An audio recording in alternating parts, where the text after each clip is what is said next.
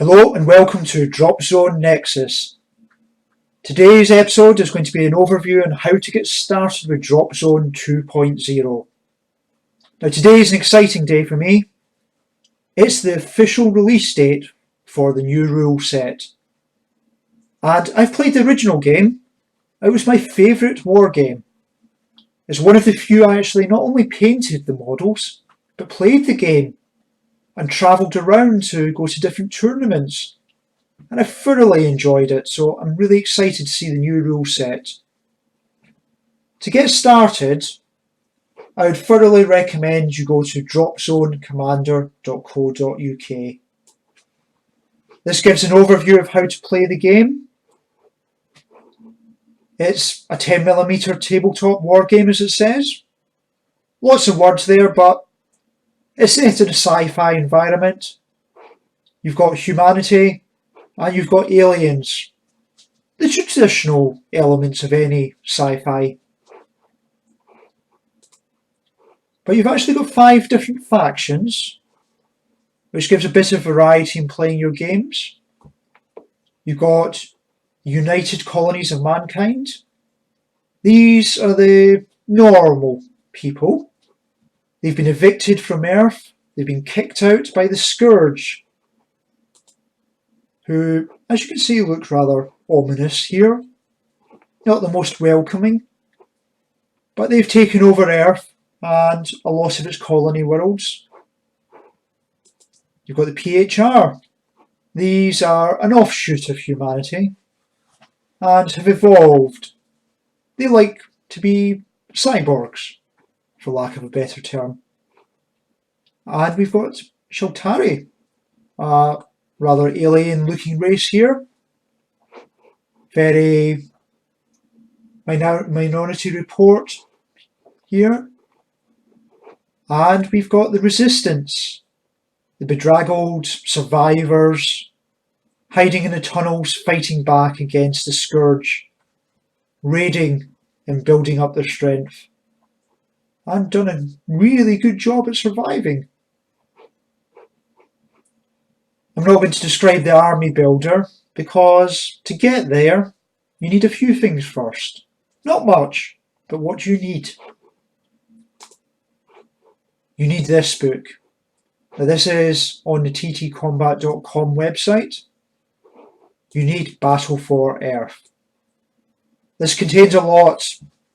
It contains probably around about 200 pages of background and scene setting.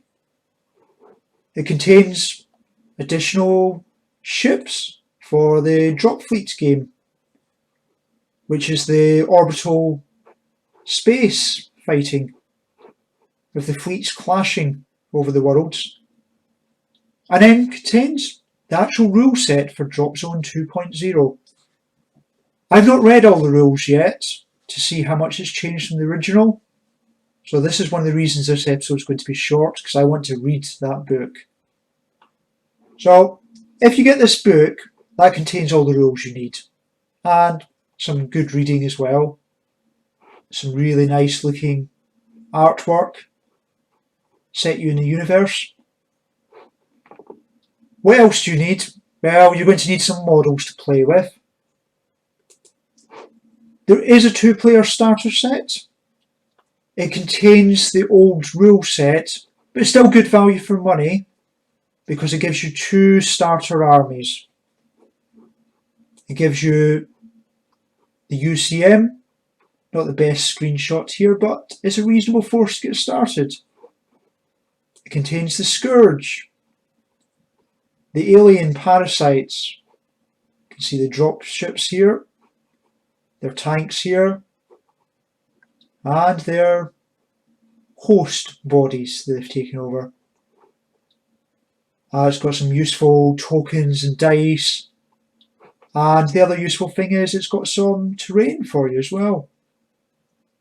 It's got the, here we go, cardboard buildings for those of us that just want a very quick, easy to put together battleground.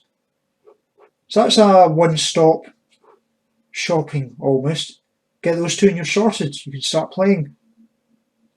Obviously there's a lot more models you can buy, any war games like that, but this is enough to start playing. Get into the game, see what you like. Now, you can also get starter armies for the other factions. If you know what you want, you know you like the cyborgs, for instance, get the PHR starter army. And the great thing about this is it's nice and cheap, gives you quite a few models, allows you to try out a new paint scheme as well quite easily before you spend a bit more on resin models. So you can try out some painting on your dropships, your battle robots and your normal infantry.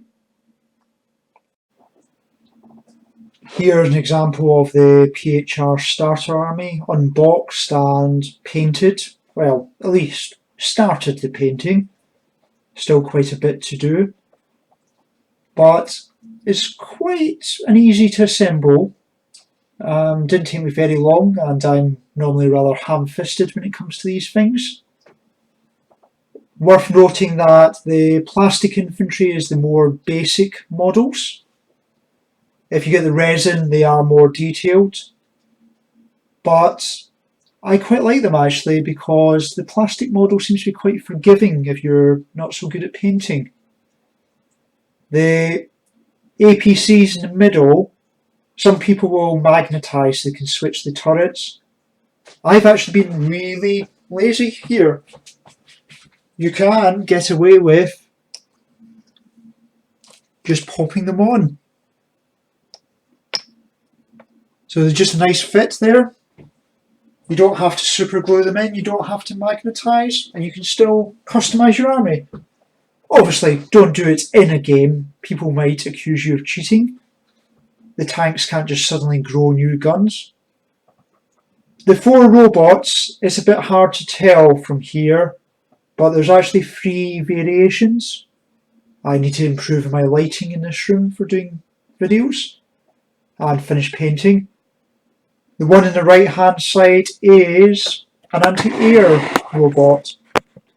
He's got his gun pointing into the air. You can see sensor dish to track those fast moving targets on his other arm. Then 2 of the other robots on the left hand side are the anti-tank. And then we've also got an anti-infantry with a flamethrower. For those of us that want to cackle as they burn the enemy alive. And I think I will paint some red and orange in his gun just to make him stand out and remind me that he's a bit hot, he's a bit ouchy if you go too near to him. Maybe giving my opponent an advantage, they'll realise where the flamethrower actually is. Some of my other games I've played, unfortunately I do camouflage and I lose track of where all my models are.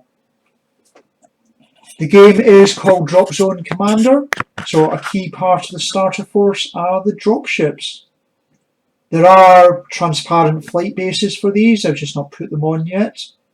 Just a bit easier when moving them around at the moment for videos and the likes. But in the game they can actually land, so let's just assume they're saving fuel at the moment. Environmental cyborgs. Anyway, enough of my rambling for the day.